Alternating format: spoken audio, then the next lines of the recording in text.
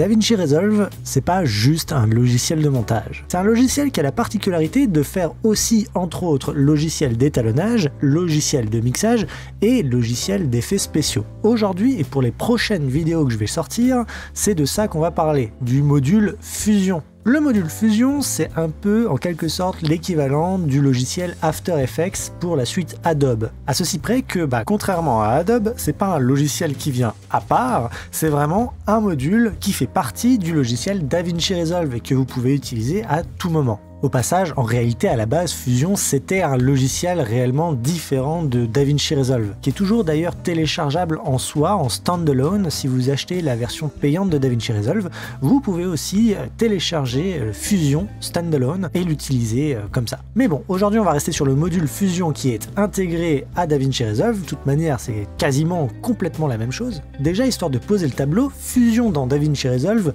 fonctionne par nœud, contrairement à After Effects, si vous en avez l'habitude, qui lui fonctionne par calque. Je vais pas trop m'épancher dans les détails, mais chaque manière de travailler a ses avantages et ses inconvénients. Je dirais que pour After Effects, les avantages de fonctionner par calque, c'est que c'est intuitif. On va rester dans une configuration qui ressemble beaucoup à un montage normal finalement, avec des clips qui se superposent, voilà, des filtres d'effets. Le problème avec ce genre de workflow, c'est que quand on commence à cumuler des dizaines et des dizaines d'effets différents pour un seul petit clip, au bout d'un moment, on s'y retrouve plus, hein. Qu'on se le dise, quand on a 50 000 calques qui se superposent avec des trucs qui interagissent entre eux, où on sait pas trop qu'est-ce qui fait quoi, à qui et machin, ça devient une véritable usine à gaz. Les avantages du workflow par nœud, proposé par Fusion dans DaVinci Resolve, c'est que c'est hyper intuitif et c'est surtout visuel. En un seul coup d'œil, je vais pouvoir savoir qu'est-ce qui interagit avec quoi, quel effet est appliqué sur quel média, etc., etc. Le problème majeur avec le travail par nœud, je dirais que c'est surtout que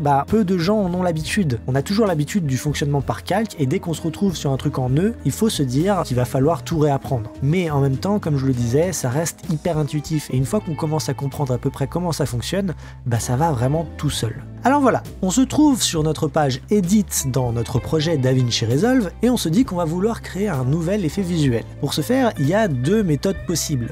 Soit on va vouloir créer un effet visuel en partant littéralement de zéro, et dans ce cas, on va aller afficher notre page des effets en cliquant sur Effects en haut à droite, et aller dans l'onglet Effects, juste ici, et cliquer glisser le Fusion Composition. Ensuite, pour pouvoir accéder spécifiquement à notre composition Fusion dans la page Fusion, il va falloir venir mettre notre tête de lecture dessus. On va cliquer sur l'icône Fusion, et on va voir apparaître cette page donc. Mais il y a aussi la possibilité de créer un effet visuel en partant d'un rush qu'on aurait déjà mis sur notre timeline. Tout ce que j'ai à faire dans ce cas-là, c'est simplement mettre ma tête de lecture sur ce rush et aller dans Fusion. Ce que je peux faire aussi, et je vais vous expliquer pourquoi dans un instant, c'est cliquer droit dessus et créer un nouveau Fusion Clip, ce qui va convertir mon rush en clip Fusion.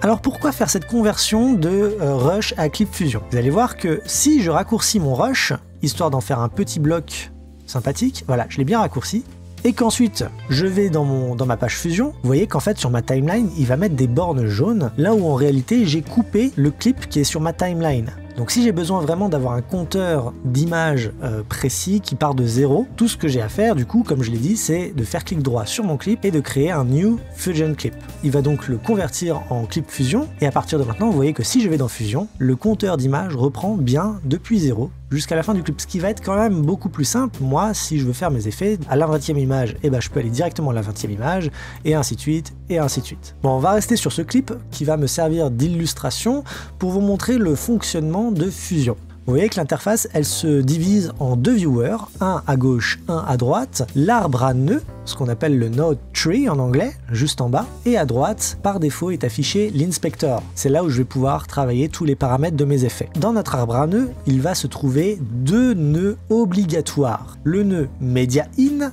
et le nœud media out. Vous l'aurez compris, le nœud Media In, c'est l'élément de départ. Ça peut être la vidéo que j'avais sur ma timeline, mais ça peut être aussi une image que j'aurais rajoutée, ça peut être un texte, ça peut être n'importe quoi. C'est la matière première qui se situe sur notre timeline et qu'on va vouloir transformer avec des effets. Le deuxième nœud, c'est le nœud Media Out. Et grosso modo, c'est le nœud qui va rendre l'entièreté de nos effets en un seul clip et qui va le renvoyer sur la timeline. Ces deux nœuds-là sont obligatoires. On peut rien faire sans le nœud Media Out, on ne peut rien rien faire sans le media in parce que c'est littéralement notre matière brute de base. Ces deux nœuds-là, pour le moment, sont reliés via cette petite ligne qui part de la sortie media in et qui rentre dans l'entrée media out. Et donc tous les effets que je vais vouloir ajouter à mon media in pour le transformer vont se trouver entre lui et le media out quelque part sur cette ligne. Par exemple, si je veux simplement flouter ma vidéo, eh ben je vais aller chercher un effet de flou. Pour aller chercher nos effets, il y a plusieurs manières. Soit on va afficher la page des effets, qui se trouve juste ici, et là-dedans on va réellement trouver tous les effets qu'il y a dans Fusion, classés par thème,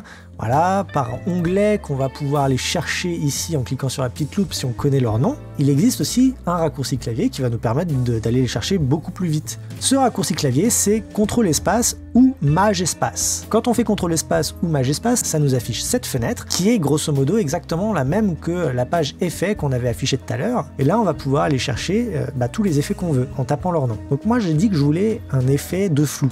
Alors il va falloir le taper en anglais parce que DaVinci Resolve reste un logiciel anglophone. Donc un effet de flou, ça va être un effet de blur. Je tape blur et là j'ai tous les effets de flou que peut me proposer Fusion. J'en ai vraiment plein. Directional blur, Gaussian blur, lens blur, mosaic, etc. etc.